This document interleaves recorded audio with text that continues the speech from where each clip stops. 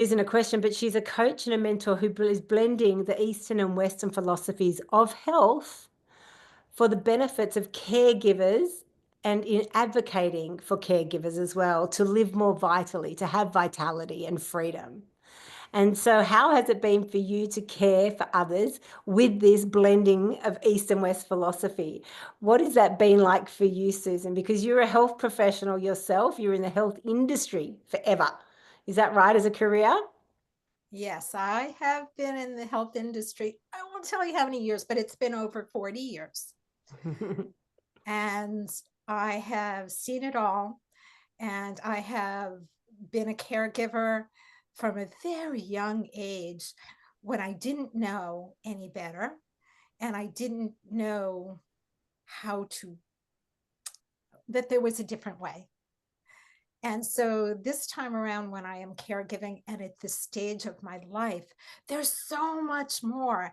And I know that we can, you talk about being sovereign, we can take the power back because our bodies and our minds and our souls have so much power to heal.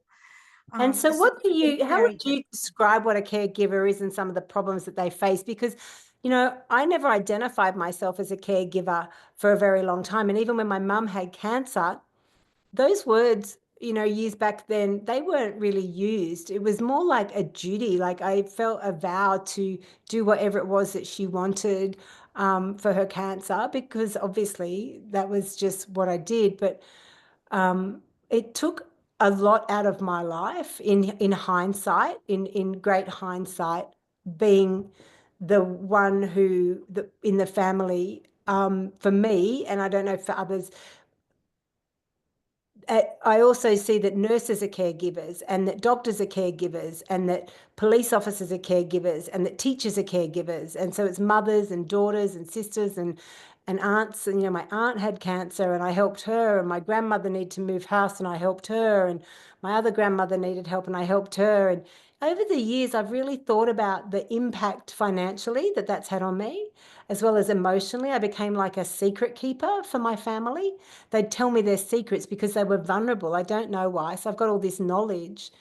And there's no real kind of guidance in my mind for that. So I know you advocate for caregivers, but what is something you want to share around how do we identify ourselves as a caregiver that might be struggling versus just a caregiver, like you said, you didn't know better? What are some of the ways that we don't know? Well, you said a lot of it. The first is that we think society tells us that as women, we should be nurturers and we should be selfish and we should care. So we grow up with all of these beliefs that this is just normal and we don't understand. We don't even identify ourselves as a caregiver. And then when we start to feel all of these emotions, we don't know exactly what it is. And then we're isolated because we Mm. don't want anybody to know that this is how we're feeling and we're starting to be overwhelmed, right? And we don't know how to take care of ourselves. And we think it's, by the way, you've also identified what a caregiver is. And a caregiver is not just taking care of someone who's sick. In some way, we have all been caregivers as women. And now we can caregive for ourselves too. So And do you that's think there's like an expectation that we will give care to everyone? It's a bit like with yes. Ingrid's patriarch. It's another patriarchal structure of this is who we are. And so with the East and the West, what was that kind of bridge for you that came?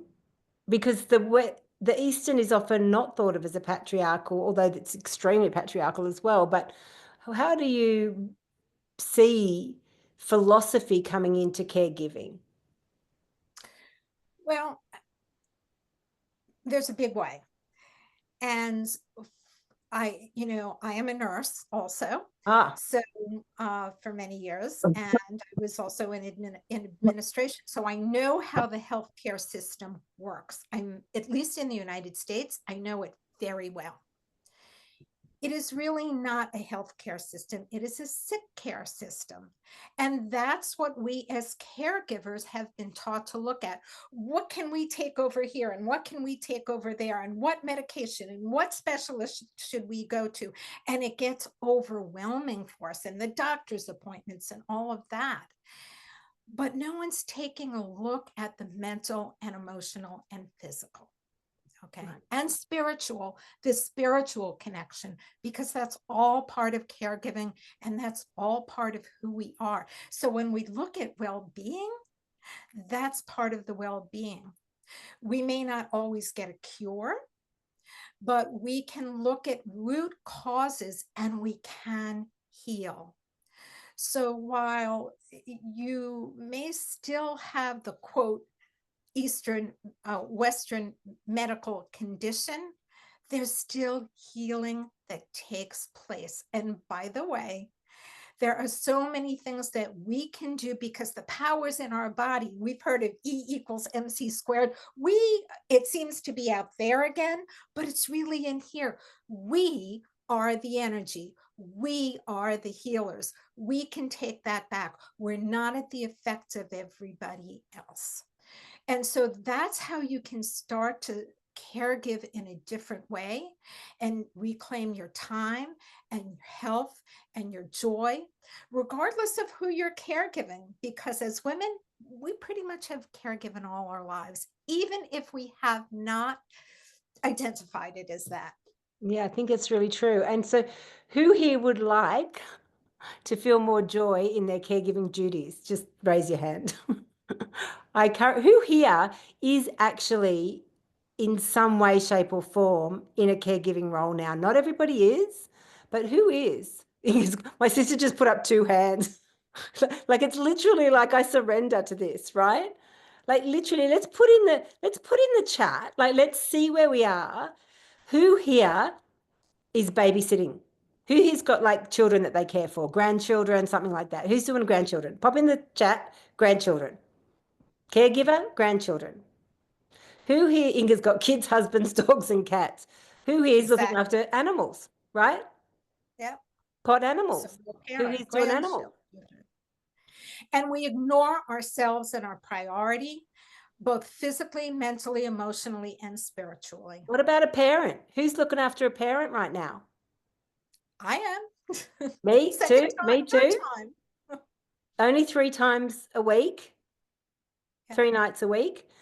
But it's really quite an intense kind of situation when I think about it, because a couple of times I've forgotten to remind him for his medication. So the reason why I'm having this kind of longer conversation with Susan is I can really see that everybody's here. What about a community? Who's here as a leader in a community? Who's here as a leader in a community and has to actually show up for others? Who here's looking after a husband? Who here carries more of the weight of a household for a husband than they carry for you? Pop it in the chat. Let's just see. Come on.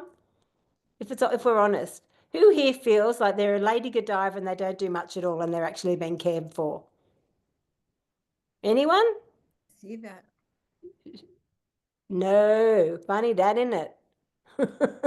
It's an interesting point. So we can all benefit from this acceptance and that knowing, am I actually doing anything for myself as a caregiver? So I think it's particular, this phrasing of being a caregiver support person, this that Sue's identified, this that Susan's identified. You know, it's a word that people don't really notice themselves in it. But look how many, every single one of us might not identify with a galactic angel or with a sovereign woman, but every single one of us has identified with the caregiver. Now, can we put a value on this? No, but yet we do. We must value ourselves for it. Yeah. What are your kind of, how would it feel to care for others without, what have you noticed when you're caring for others without losing yourself in the process? What's one small joy that you've noticed has come through an East and West philosophy balance and through running your programs for people? The joy in the moment, right? and not having those expectations of what it needs to look like, or that the situation needs to be different in order to have that joy, Mm. or that we can't do anything, that we are at the effect of everything. So we don't have to be overwhelmed. We don't have to feel like we're losing ourselves. We don't have to feel angry and resentful. We can still live a full, vibrant life. And I want to stress that vibrant and vitality life. We can still do it, and we can still enjoy our lives. And it's And so not what do out you think? Is it a there. practice or is it skill setting? What do we need?